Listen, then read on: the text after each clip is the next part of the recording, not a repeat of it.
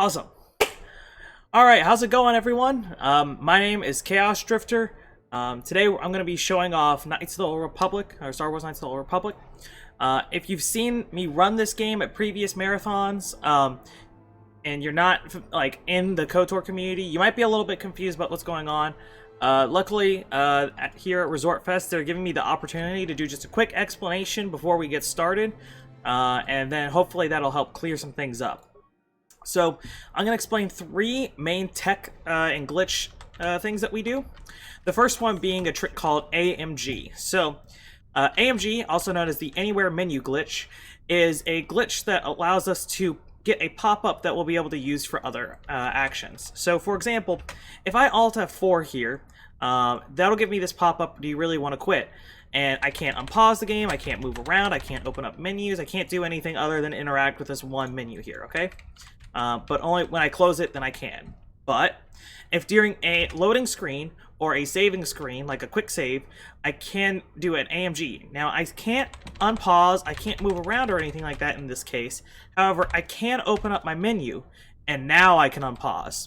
So now I have this pop-up that is able to exist while I'm moving around and doing whatever I want. And this lets us break a whole bunch of things, such as cutscenes and other stuff. And it leads right into the next glitch, which is called pop-up replacement. So, just for the easiest example, unfortunately I'm not able to do it quite here. We're going to load into another save. This one here is called a fast, we call this one a fast lane. So what I would do is I would AMG, okay? I'll open up my menu, and then I can click Return to Hideout, and then I can close the menu. And now I can reload to my, I can reload my quick save. In this case, my quick save would be here, but I would use an AMG in a slightly different manner in this case. And it would allow me to return to hideout wherever I wanted. There's other instances of pop-up replacement, and the main notable case of that is a trick called a hotshot. Which is the most complex use of AMG.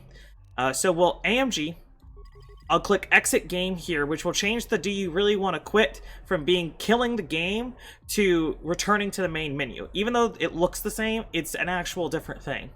And now by hovering over OK and save game at the same time, whenever I hit enter, it goes to the saving menu, which is underneath the main menu. So whenever I press down here, it's going to move our quick save, like information from the quick save file, down one spot. And now I can hit enter, or I could click on it, and then that'll have quick save over top of game 1. Now if you recall, I had the main characters on my top save located in the governor's office. And I was in the location of the cantina. You see it's now listed as Javyar's Cantina. If I load this save, it'll bring that it'll bring the character file and all that kind of stuff to that location. So it will have Basila and Karth from the state that they were in at that time. However, the main character will return to the state that he was at whenever he was last in this module. There's a couple other factors to this, and it gets a little complicated in the minutiae of things, but that'll just, hopefully that'll make a little bit more sense for you. One more little thing before we get started. I do have to kill the game a few times, so if we lose a game, all of a sudden it's just black screen or whatever, don't be alarmed, it's totally normal. Now, we are doing a strength-based character, so we do take max in strength. We take a bunch of con and wisdom to pass some saving throws. And we're going to be taking security to open some doors, persuade in order to answer some questions and stuff like that, and computer use, which will be able to hack into some terminals. Our feats here, we're only going to be taking weapon-focused melee weapons because we really need to have some good fights in the early game. And let's give ourselves a good name here. Alright, so now timer starts whenever I hit enter here. We are going to start with a trick that's called hard buffer, but I can kind of explain that in a moment. One more time. Alright, so hard buffers are done by doing quick saves, and then I can open up the menu and load that quick save. And that buffered away the cutscene that I'm supposed to watch at the very beginning. We grab the footlocker, equip the short sword, and then talk to Trask here. Make sure to hit OK there while I'm mashing. And now we're going to security on the door, which we're only able to do because I have enough security to do this. Normally Trask would have to do that. And then I'll equip the blaster pistol to Trask. All right. Now there's a lot of RNG that takes place in the Spire. If you've ever seen like either me, Sheet Metal, 30 Cents run this game, you probably see us reset all the time on this. You're probably pretty familiar with it. But if you haven't, then there's a lot of stuff going on. Also, it just occurred to me, the timer that you're probably seeing right now is actually our in-game timer. We time off of in-game time just because there's limitations and hardware conditions that can change things in our community. So we ended up deciding on an in-game timer since there's so many loads and stuff like that. We throw a grenade here in order to you know, kill those 3 guys as fast as possible, and then Trask opens the door. Let's see how good this Jedi fight is. Okay, that's not bad. That's a normal time. That fight can go like upwards of like 40-50 seconds. Alright. We're going to try to get into a specific spot here as Trask kills both those guys, and we're going to try to do it one more time. And we're going to take a level up here as quickly as possible to get 2-weapon fighting. That was pretty slow. Alright, so we're going to do another hard buffer here. Nice, okay, and now we're going to enter into the starboard section. We're going to do our first hot shot here. Okay.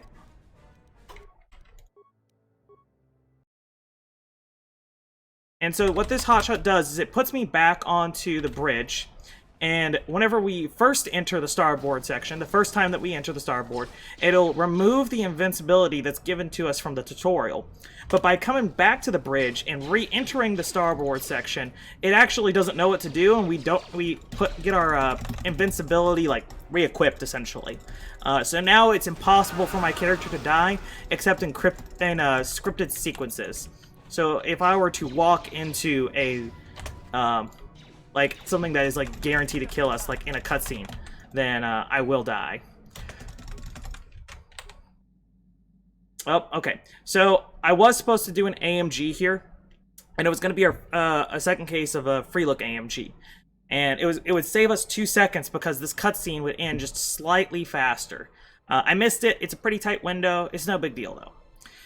This is going to be our first conversation that we're really going to do that requires us to have like actual inputs. A lot of the conversations in these games are going to be just a one masher, but in this case we're going to do 4, 3, 2, 5, 3, and now we can exit.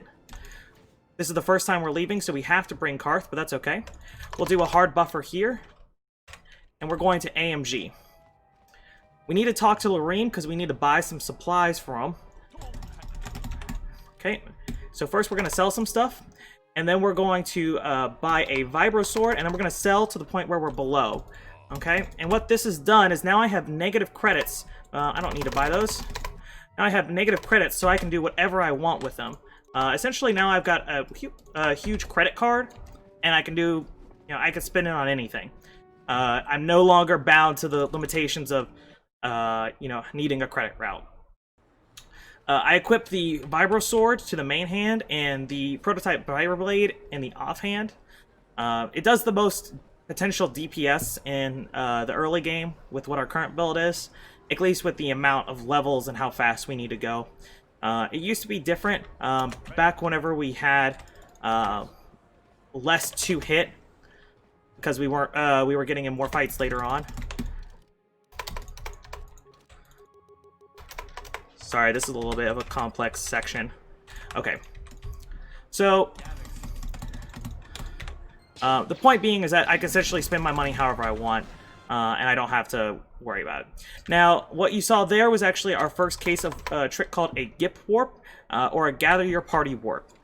Gip Warps so Gather Your Party was something that was really well common in these kind of Western RPGs, where, you know, you must gather your party before venturing forth, to prevent you from having, like, you know, one person who's just standing at the exit, and then, like, doing everything with your other character, and then just leaving. Because that's not exactly normal, but we're able to take advantage of this by using, nice, that's a good Largo fight, take advantage of this.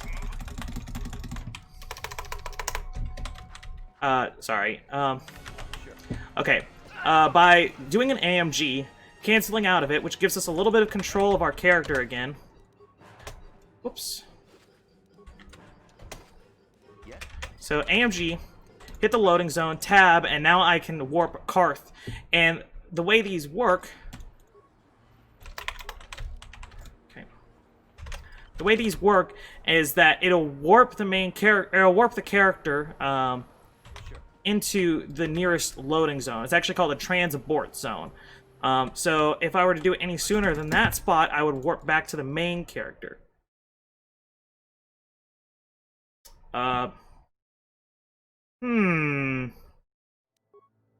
Okay.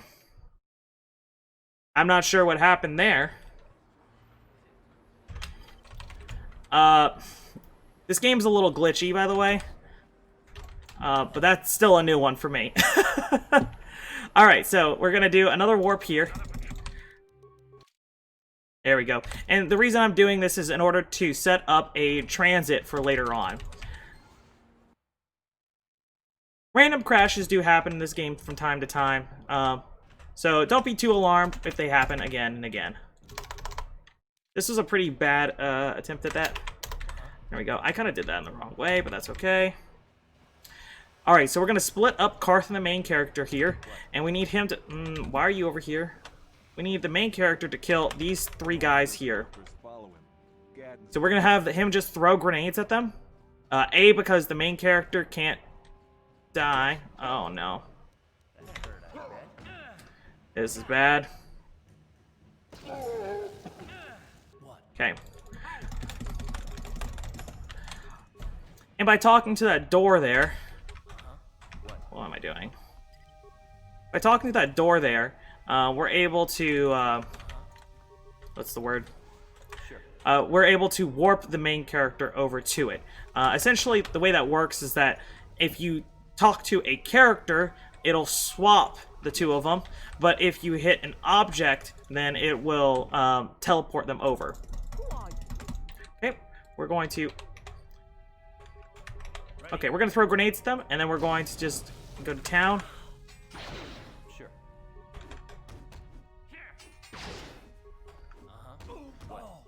Ooh, Karth dying there is very bad, but we're going to make it work. Okay, so now we're going to do a trick called the flu. And so the flu is a trick that allows us to level up a bunch of times in order to get a whole bunch of skill points. Essentially what I'm doing here is that the first level up, I passed off to Karth, essentially, and then the game was confused and just didn't understand about why we didn't finish our level up. And thus, I'm able to continue leveling up until I actually take a different attribute point at the end, or I use up all of my skill points, or both. Now, it's only going to record the last one. Whoops. It's only going to record the last level up that we do. So all these level ups that are taking place in between aren't going to matter. However, I'm able to hold on to all of these skill points along the way. Okay, so right now I'm just mashing enter and up as fast as I can in order to be able to get through all of these menus. In fact, I'm using 3 fingers on the 2 enter keys, and I'm just smashing as fast as possible. So this is our keyboard ASMR. I hope you guys liked it. Now our goal point is to get to level 88 here. At level 88 is a great threshold for us because it's going to allow us to open up any computer in the game and be able to hack into it without using any computer spikes. We'll be able to basically have a conversation with anyone and be able to talk them down or do anything we want in terms of persuade. Except for one, and we'll be able to open up any door in the game. So we take 45 computer use, at least 21 persuade. I went a little overboard there, but that's okay. And we need 91 security.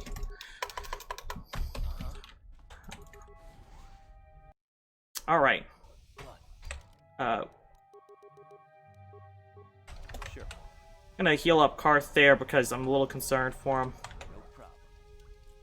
Now we do need to kill one of these guys. It's not fully a necessity. However, it does make our next fight that we do much more consistent. Okay, nice. We got one. You start moving. Okay, great. Oh, whoops. Well. Alright, so here I'm going to set up my fast lane save, which is also going to be used for that hot shot that I demonstrated earlier during the glitch explanation. We're going to go ahead and remove Karth there. It was a little slow, but that's okay. We're just going to twirl our weapons here for fun. I'm going to hope that I don't get shot there. Nice. So that one Volcar shock stick is the whole reason, is a main reason why we take the high wisdom.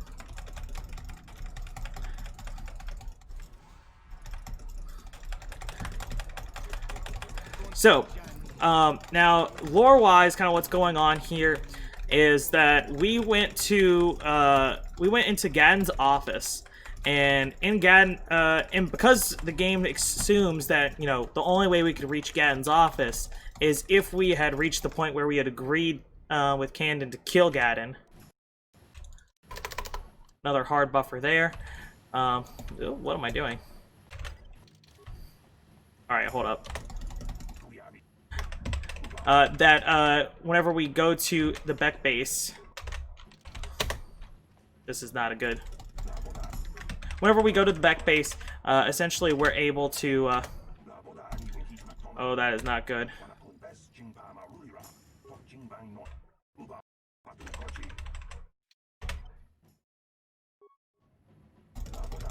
This is terrible. Okay. To explain what I was doing there, you're supposed to do this race twice in a row. However, the devs didn't want to be mean if you were really bad at the race. So if you fail 3 times in a row, then on the 4th time, they won't make you race a 2nd time.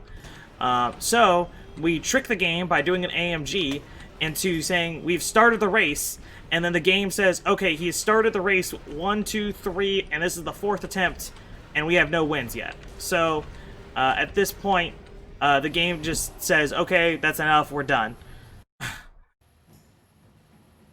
So we only have to win once. We do another hard buffer there to skip a combat, and we're going to go right over to Bastila.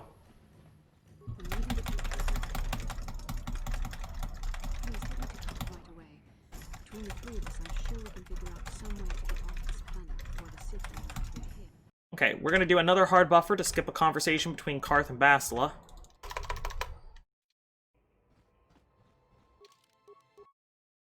Okay, and then we're going to do that transit location. So remember how we transited out, my game crashed earlier? Yeah, so this is the whole reason why. Normally we would have to walk all the way back if I didn't do that. Now, for those who played casually, you probably remember that we have to get T3 in order to open this door by talking to Canderous down in the cantina. But I have 91 security, so I can actually just open it myself. Alright, so we're going to do a little bit of micro here. Ready? What can I do? What? Yes? Sure. Ready? And with that, I'm able to gip to the ending portion of this. We have an AMG ready for that. Cancel out. I can quick save, quick load, and it'll skip the cutscene. Okay, we're going to take a level up on Karth here. And that'll give him improved Power Blast. And now we're going to fight the Governor. I'm here. Okay, alright, so we're probably going to have to use... alright, he's being a little mean right now.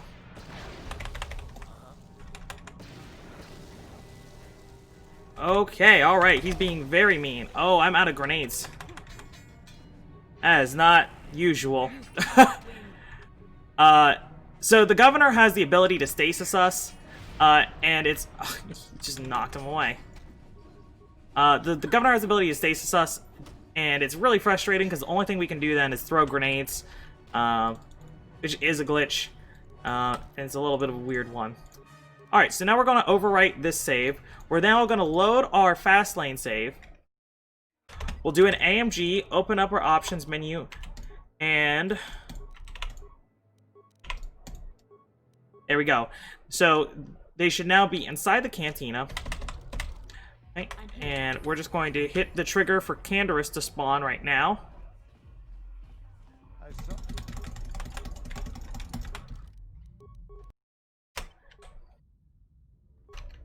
There we go. We're able to skip this cutscene, or at least most of it, by just AMG into a free look, giving us control of the main character. And then there's this fade out. And now we do a AMG in order to skip this, and we're going to equip the Sith armor. We're going to be wearing the Sith armor the whole game, because it gives us some decent defense, although that doesn't quite matter that much because we're invincible. I've spoken. However, it also gives us the it also gives us a disguise. We'll probably talk about that a little bit later whenever it becomes more apparent. For now, oh, one more thing. It also does allow us to use force powers, even though it is a armor. I think it's just because they didn't want you. I don't know exactly. It just allows you to use it. So now we're going to AMG again, and we're going to do an open buffer here. So I don't want to have the cutscene play until I'm in the very center, which allows us to skip the first portion of the conversation. The reason being is that you can't skip parts of the conversation if there's an animation to play. If there's an animation to play, then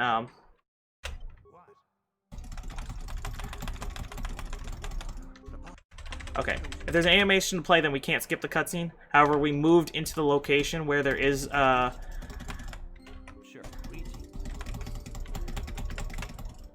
there we go. So that way we don't have to actually worry about that. We're gonna take we're gonna take our last level up of the game here. And this will and that level up is to get Force Speed and Affect Mind. So that the Affect Mind will give us a couple of conversations that will open up for us. Okay. And now we're going to save the game under Teleport 1, because we're going to be using this save later on for some more hotshots. Okay. We now take on the quest. Our final task for becoming a true Jedi is to figure out what the Dark Taint is in the Grove. In this case, it's Juhani. Essentially, what it is, it's supposed to be like Juhani fell to the dark side, and we're going to either remove the taint, and, make sure that everything's all hunky-dory again, whether that be through killing her or through, talking her down. Of course, we're going to talk her down, because that's just way easier since I have 21 Persuade, and a fight is very RNG reliant, so... And we're also going to set up a Return to Ebon Hawk here. Now, I'm not removing Canderous yet, simply for the... mostly just because I don't want to have to take the time to remove him. Okay, and I want to set up a transit point here anyways. Yeah, I definitely am the Terminator. Alright. So, we set up another transit point, just like we did back on Terrace. And we're just going to run over to here. To the Grove. Alright. From here on, we're going to do what's called a soft buffer. You saw me do it just a moment ago, but I didn't talk about it. They're very similar to hard buffers, so I'm doing these quick saves. But instead of having to actually load the save, then I'm able to... Sorry, let me just do this. Instead of having to actually load the save, I'm able to just, do this. Now, an important factor about hotshots is that party members will warp to the... Talk to him, please. Party members will warp to the location that the main character was in if their XY coordinates do not exist in that module. Okay, so now... Whoops, come on. There we go. So, Canderous spawned in at the location of the save, which was nearby Jar. And then I was able to talk to Jar, and it swapped the main character and Canderous. And then I was able to teleport out once I was able to... I got forcefully removed on Canderous and I had Bastila forcefully added, who I then, removed. So here's going to be a fast lane for us. So I'm going to do a couple quick saves in order to soft buffer that guy. We're going to load the fast lane save here, AMG on the load in, open up the return to hideout here, and then we're going to go against this wall and turn right. And then what this should do when we transit back is that, yep, so Bastila went right through the wall, so we won't have to do the puzzle here. And now I can click on the door, and it'll warp the party members on over. We're going to do another AMG here. Okay, and then we're going to, then we're going to hard save there, and we're going to hotshot again.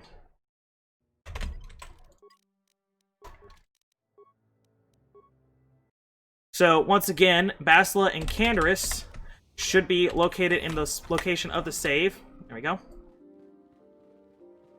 I'm gonna move over. Have Canderous talk to him. And then we're gonna, what'll happen is that Canderous will now have been swapped back. So we can't actually just leave or anything like that. So what instead we're going to do is we're going to, words are hard, there we go. We're going to fast lane, which will return us back to our transit point.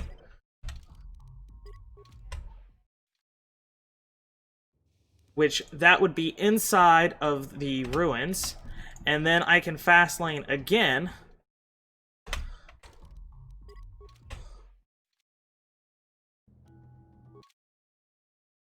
Which will allow me to just leave. What can I do? I don't know why I decided to swap around here. Kind of doing the thing the first time. We're going to set up an Ebon Hawk save here. Okay, alright. Stuff happened. We're going to turn on. That was interesting. Little cutscene to play here. Tries to tell us about how the map works. And we're going to go to Manon. Okay, I'm having a little bit of lag. I don't know what that all is about.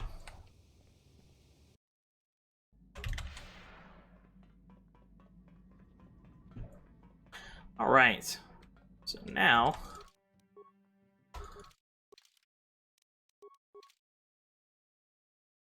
Now we're on Manon. So currently, we have been given the mission by the Jedi Council from Dantooine to discover the 5 star maps that Revan and Malak had found before they had gone to the Sith.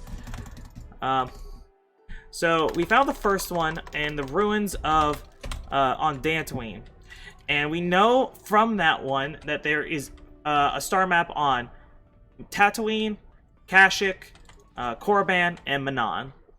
Manon is going to be our first planet since all of the corridors and all of the rooms are pretty tight and thus have a really big advantage over another trick called save teleports that will be featured more so on the last 2 planets that we do. So we're going to open this door. We're going to talk to a fan favorite. That guy there is Bob. He gives you all the good luck.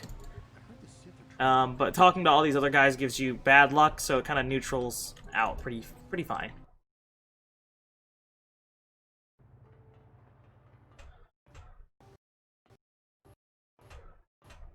Okay, we do another soft buffer there. And then this guy up here is Steve. Greetings, Master Jedi. I hope you have a pleasant stay. See, he already knows the truth. We're a Master Jedi, okay? Not even Anakin can do that. Welcome to... So the Republic here says, hey, we'll let you use the, we think we might know something about the star map. It might be underwater. You'd have to use our submarine, but, those pesky Sith. So we decide we're just gonna go and steal their submarine, because we're dressed like a Sith. What is it? Alright. We do that with a wall clip. That's a really free wall clip, honestly, so if you're kind of just want to try this out something easy, that's a really good one for you. Alright, we'll skip that conversation with the mercenary there. And right now we're just going to head on through. If you guys have any questions, I'm more than happy to try to answer them for you to the best of my ability. This part's kind of boring, honestly. It's just kind of running through the Selkath Fight Club. These guys are just doing whatever they want. Oh! Okay. Okay, game. Oof. Alright. We're going slow. There we go. Hit a pothole. Let's hope that I don't get frozen. Ooh, that was close. Alright. So we picked that up there because we really want a sonic emitter. The sonic emitter is going to be extremely useful out here for doing soft buffers, since I cannot use force powers underwater. Now, I mentioned before that the Sith armor is listed as a disguise, and so is the scuba suit. So if I unequip the Sith armor and then re-equip it, then it changes our disguise to be the Sith armor. And since I'm now wearing the Sith armor, I don't have the status effect of moving extremely slowly like I do in the scuba suit. So now I move at normal speeds instead of moving extremely slow. So now these Firaxis sharks are supposed to kill us in one shot. They basically just eat you alive. And there's a cutscene that we actually missed because I buffered past it, where it kind of showcases that, like, hey, if you get attacked by these sharks, they'll kill you. But luckily we're invincible, and they're not, they're invincible, and, you know, it's not going to be a problem for us. That's a really long conversation. I really want to avoid it with that soft buffer, so I'm glad that I did. And we're going to remove the scuba suit again. Alright. So we do another fast lane, so that way we can return to a place where I can change my armor. Unequip, re-equip. And now we're just fine. Just for safety, I'm going to kill that shark there. If the shark hits the trigger for the Mama Firaxis shark here, the sea beast, then it will kill me. As much as that doesn't make sense. So this is one of the only cutscenes in the game. Excuse me.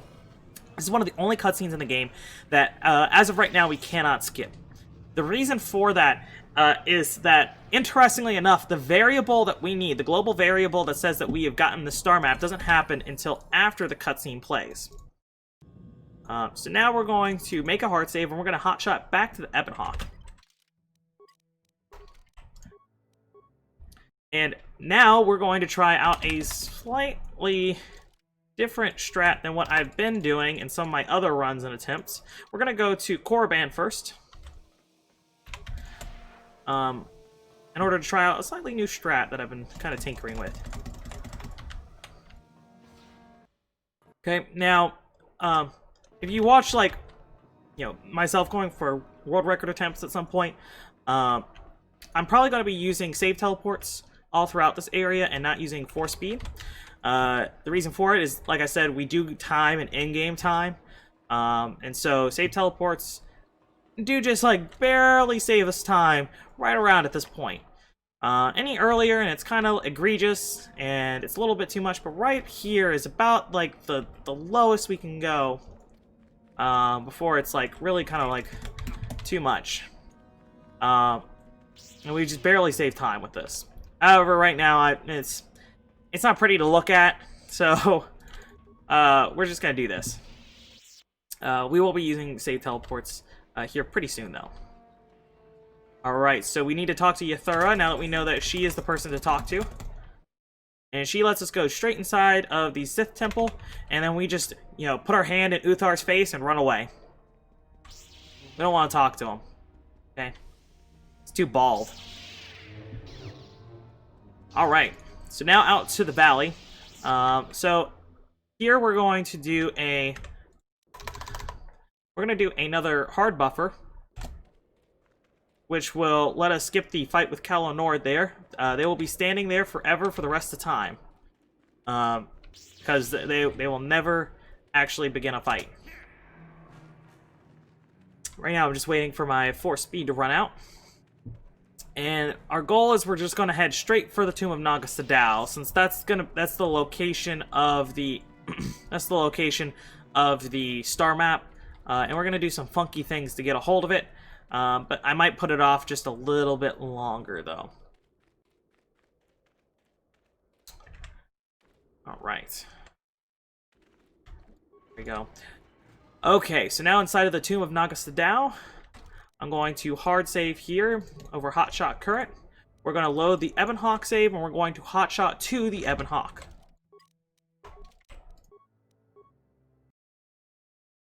Right. Okay.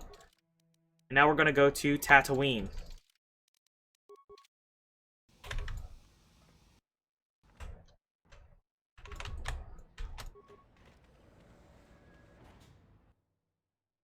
Okay, so from here, I'm now going to start implementing save teleports. So save teleports is whenever I quick save. Can I help you? Greetings again. Oh.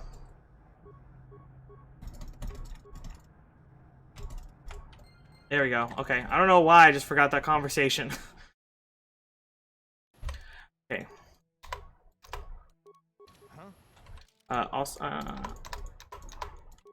Okay. I swear I did that for a reason. So, I have now exited out of the Zerka base, and the XY coordinates that Karth and Juhani are standing in now are actually... Whoops! Well, I probably needed to quit my game here soon. I'll explain why in a moment. But, excuse me. The XY coordinates that they're standing in right now, and the teleport 1 save... Oh, come on. There we go. The teleport 1 save is actually going to line up just perfectly. Whoops. With the... Oh, it was Bastila and Karth. Well, whatever. You get the point. Oh, is that Maggie I hear? Might be hearing my dog in the background. She's fine. She just wants to hang out. I spent like an hour hanging out with her before I got on and stream for the day, so she's fine. And she was out for like 3 hours. Okay. She is a needy baby. Alright, so now we're going to just keep moving around at Anchorhead here. And we're going to head into the Dune Sea. No one.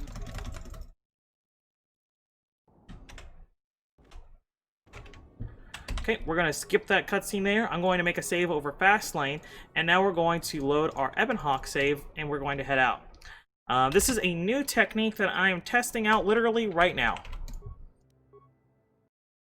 So, welcome to KOTOR, where every single run is a test run of something. So now we're going to head to Kashyyyk.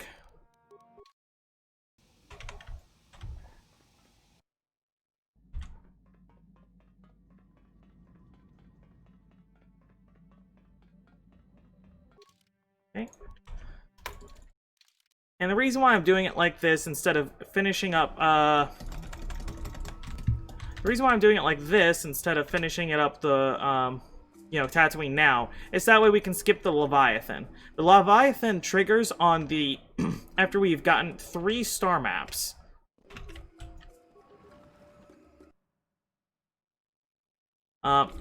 Whoops, there we go.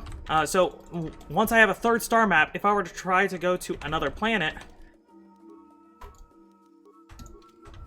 Oh, whoops. Your wish? Once I try to go to another planet, then it would put us in this sequence where I wouldn't be able to, I would get forced onto this whole extra side quest that's unnecessary, honestly. So, now we get to skip it with hotshots, being able to warp around. And we're going to now do another hard buffer, which will skip the Bandon fight. Okay. Nice, Katarn skip. That's a really tricky skip. There's these 3 Katarns, these things right there, that will spawn in.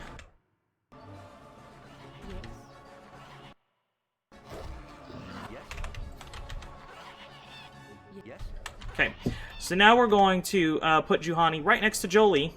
So that way, once I finish dealing with the Zerka officers over here, then she can just immediately talk to Jolie.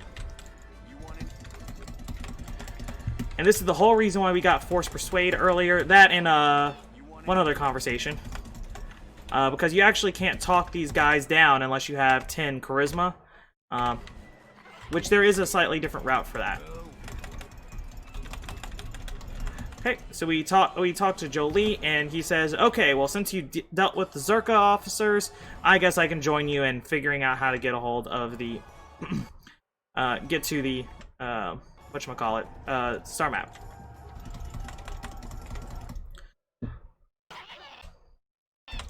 Okay.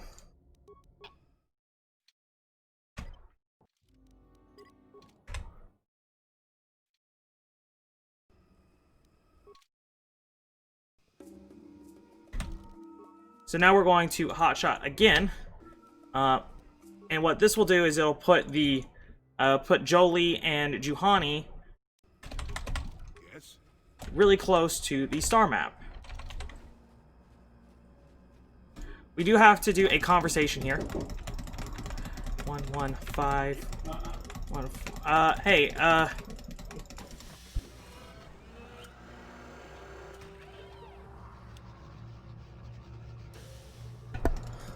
okay, sorry about that. Alright, so we get, we now have the conversation, we now have that star map. I'm gonna make a hard save here. And now we're going to return back to the Dune Sea and travel to here.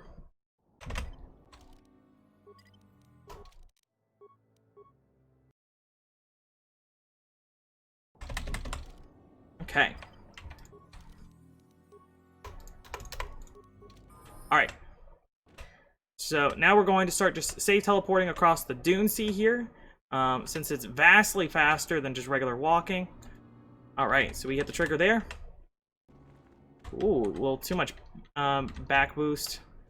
There we go, nice.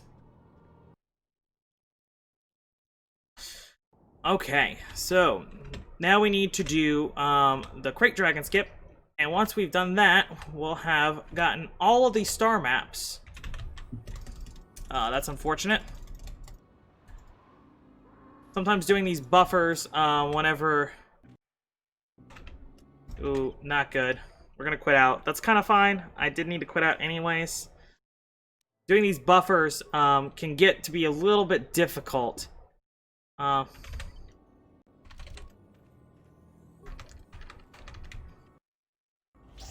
There we go. The buffers can get to be a little bit difficult at times. Okay, that'll work.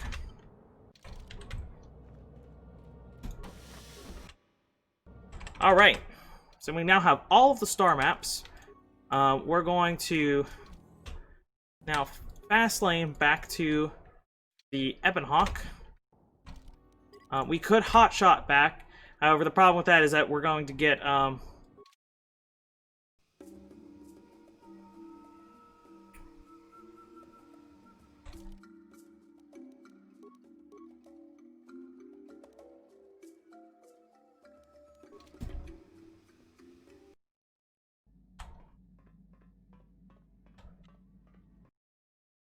something didn't quite look right.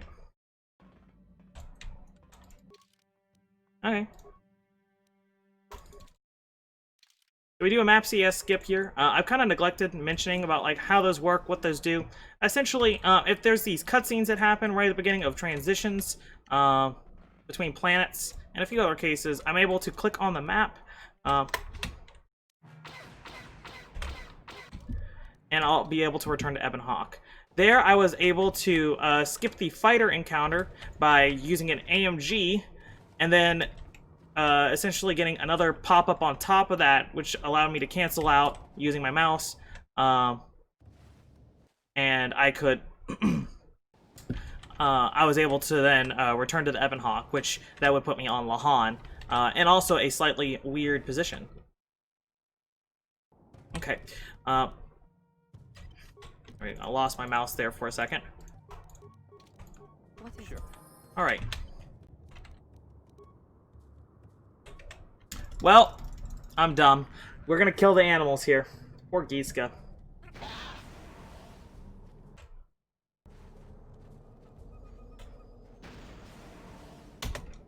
What is it? Yes? So here on Lahan, or Wakata Prime, or the Unknown World, however you want to pronounce it. This is the home of the Rakatans. Your wish? Yes? And essentially, here, these are the people that created Your wish? the Starforge, which is the weapon that Malik and Revan discovered, or essentially it's more like a factory. Not you. What am I doing? Oh, no, that is what I want. Which is more like a factory, which just creates these super crazy battle fleets and all this kind of stuff. Here, here we do another clip. Ready. Ooh, I didn't get it. That's okay.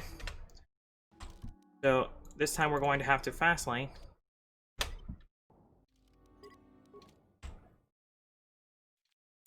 Second time's the charm.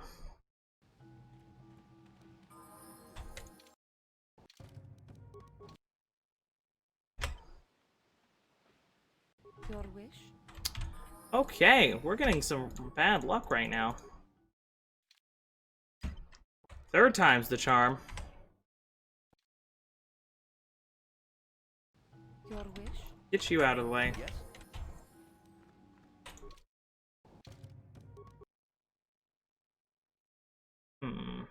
What is it? Yo, what? Ready. What? I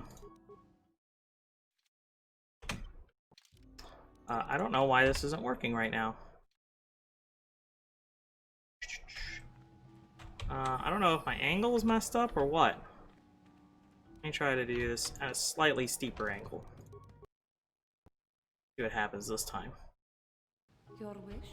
There we go. So, Juhani broke through this time.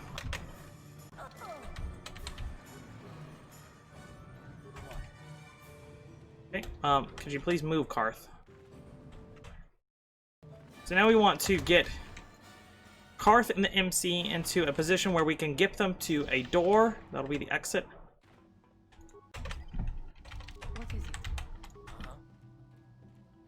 Sure. What is it?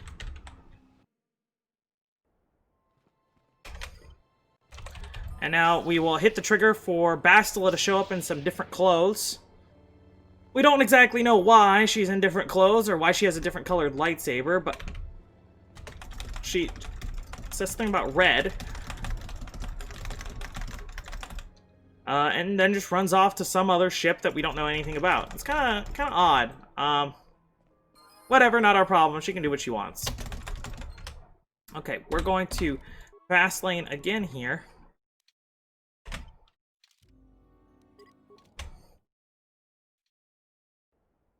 He must like the color red or something. Ready. Alright, and Karth is able to enter the Ebon Hawk here because there's enough other party members. Now, throughout all of this, I've been using save teleports, which are a product of the memory that is needed in order to make a quick save. Also, Bastila is still here.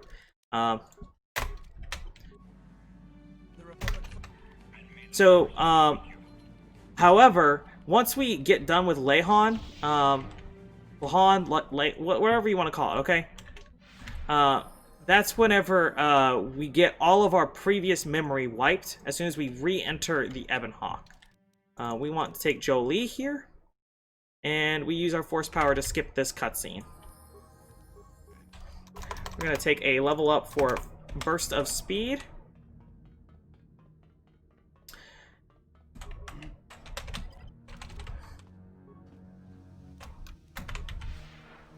Sure. Alright. Yes? And now I'm just preserving this Gip Warp as long as possible, so that way I can move Jolie while the main character is taking care of other actions. So the main character should be trying to break through those two red droids there. There we go.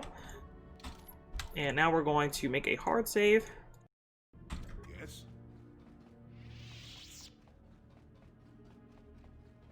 And now we shall watch as Jolie attempts to part the Red Sea. Oh, he gets through nice and easy. Sure. Yes.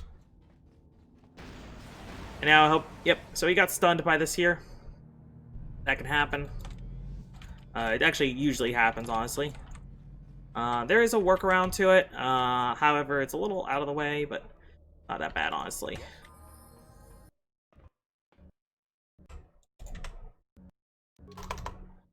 Okay, and here we're going to prepare for another Gip Warp.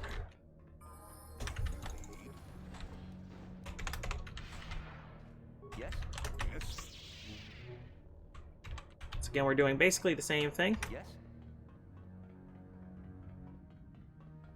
And that spot right there is just close enough to where we need to exit. What? Yes. And once again, we can just get right to the spot here, and that's close enough. I don't know why I'm doing that. Ooh, okay, well that was a mistake, but whatever, it's fine.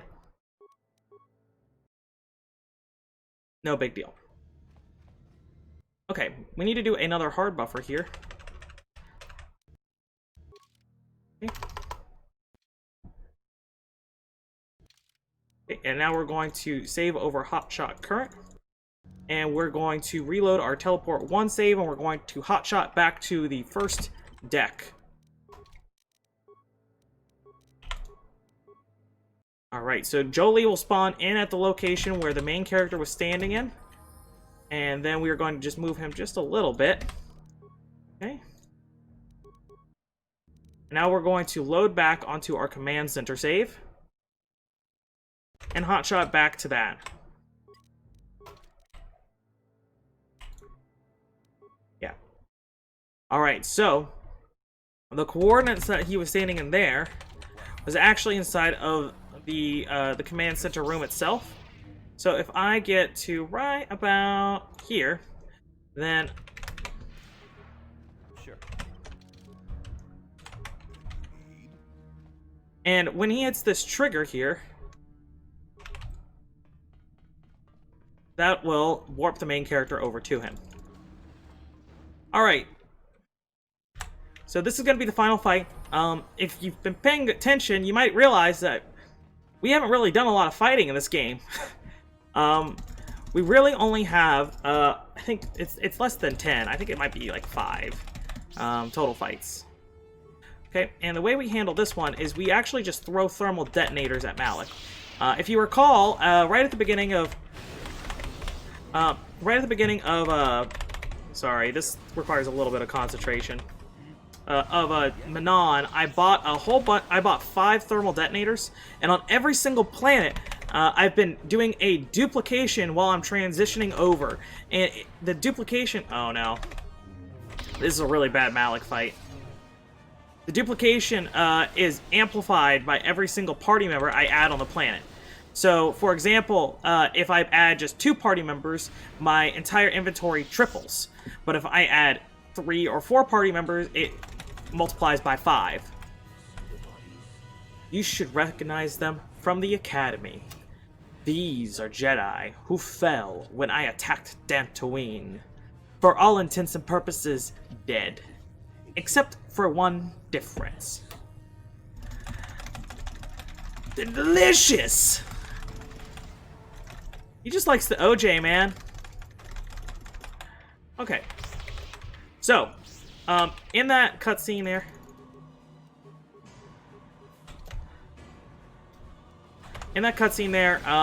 Jolie, since there's no combat for long enough, Jolie actually comes back alive.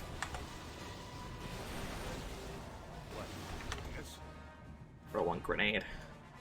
Jolie is able to you know, come back alive, and we're able to heal him up. So even though he died in the first portion of that fight, it was no big deal. The main character won't die. And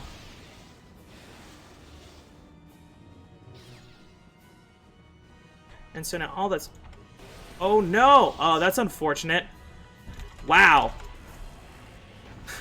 I don't know how that happened. I must have gotten really unlucky, and the main character must have hit Malik a lot.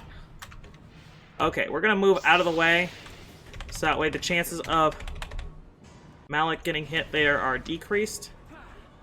Okay, alright, I need you to get away, Jolie.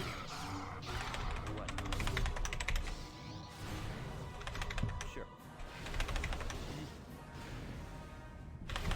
Alright, it looks like we've got Malik stuck, so time will be coming up in just a moment.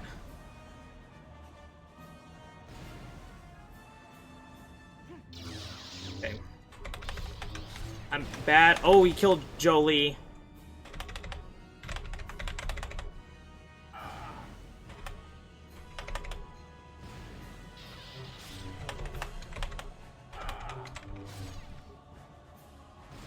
having to do some glitches here to give myself control of my character during these stuns. Okay, and that's... Okay, so sometimes got messed up there, but moral of the story is that finished.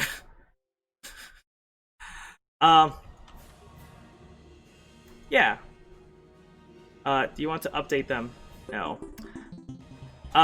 Yeah, I kinda, that run was okay. I'm a little bit rusty, but I hope that, everything was fun. Hopefully it made more sense than, how it sounds in some of my other marathons, since there's so much going on in them. If you're interested in this run, I don't suggest it. It's extremely complicated. There's a lot of nuance and stuff like that. However, we do have a run that is great for newer players. It's called No Major Glitches. Basically, it has a lot of similar glitches to what I showed you, except it doesn't have most of the AMG portion to it. It's a lot easier for new players to come into and learn some basic glitch tech and have a really good, familiar understanding about what's going on in the game. And also, you still get to play most of the game, too. If you're not a big fan of glitches, then we also do have a glitchless category, so come and check that out. If you're interested in just, watching runs and stuff like that, we have tons of Twitch streamers who are doing it, so just come by the channel. Or if you just want to see the world record run or something like that, just go onto our SRC page, and of course there you can also have a link to our Discord, and where we're extremely active. In fact, we're finding new glitches and new techniques and strategies in order to go faster almost every single day. So it's really active community. We have a lot of fun there. Come by and check us out. We're all chill. So yeah, I think that's it. So thank you guys so much for coming by and checking it out. And I hope everyone else has a great time with the rest of the marathon. Yeah.